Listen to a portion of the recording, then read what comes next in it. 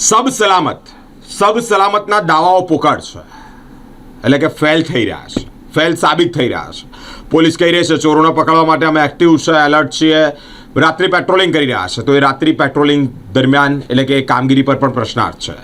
શહેરના વાસણા ભાયલી રોડ પર પ્રાર્થના બંગલોમાં જ્યાં ચોરો ત્રાટક્યા તેવી માહિતી મળતાની સાથે સોસાયટીના લોકો એટલે કે અહીંના રહીશો ભેગા થયા, લાકડી બેટ ફટકા લઈ અને આગળ આવ્યા.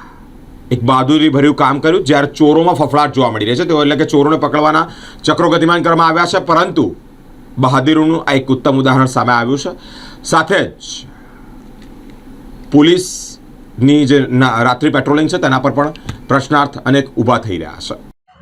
1 વર્ષથી આ ઘર બંધ છે અને હું બીજે રહેવા ગઈ છું, અને 2 મહિના પહેલાં દિવાળીના આજુબાજુ ચોરો આવીને અંદરથી બધા ગીઝરો લઈ ગયા છે, નળ લઈ ગયા છે બધા કાઢીને, અને બીજા બધા દરવાજા તોડીને પાછળની કુંડીઓ કાઢી નાખી છે. અને આજે ફરીથી આ કિસ્સો બન્યો છે. આની પહેલા ફરિયાદ નોંધાઈ હતી તમે? ના, નથી નોંધાઈ. આપ માનો છો કે પોલીસે પેટ્રોલિંગ થોડું વધારવું જોઈએ? વધારવું જ જોઈએ. હા. પ્રાર્થના બંગલો વાસણા જકાત નાકા પરની સોસાયટી છે. એમાં 1 નંબરના ઘરમાં બાજુમાં 2 નંબરના ઘરમાંથી 1 નંબરનું મકાન બંધ છે, બરાબર. હવે 2 નંબરના ઘરમાંથી મને ફોન આવ્યો કે બાજુમાંથી અવાજો આવે છે અને કોઈક છે અંદર એવું લાગે છે.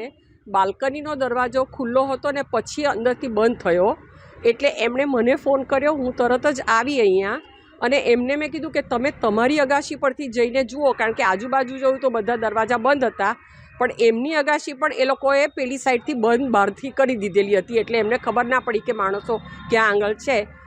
અમે મકાન માલિક જે છે એમને તરત જ બોલાવી લીધા અને સાથે સાથે પોલીસે પણ ફોન કરી દીધો. એ લોકો પણ તાત્કાલિક આવી ગયા, પણ અમારાથી દરવાજો ખોલીને જાતે તો જઈ ન શકાય, કારણ કે માણસો પાસે શું છે શું નહીં અમને ખબર નહીં હતી. પણ એ લોકોએ કંઈક 4 જણને પકડ્યા છે.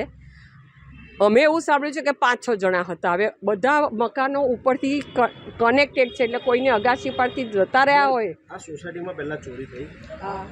મેં અમારા જે બેટ ને લાકડી ને બધું રાખ્યું છે, અમારા બચાવ માટે રાખ્યું છે.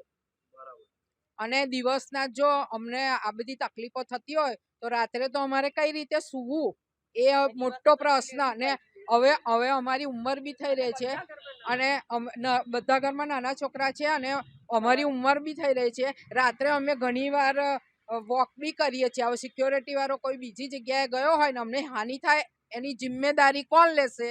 હા, જેલ ભેગા કરો ને હિસ્ટ્રી ચેક કરો. અને આ ગેટની આજુબાજુમાં કોઈ બેઠેલા હોય એને પોલીસ લોકો હટાવે. રાત્રે પણ નહીં જોઈએ અમારે, કોઈ દિવસના પણ ના જોઈએ ને રાત્રે બી ના જોઈએ. દક્ષાબેન ચૌહાણ.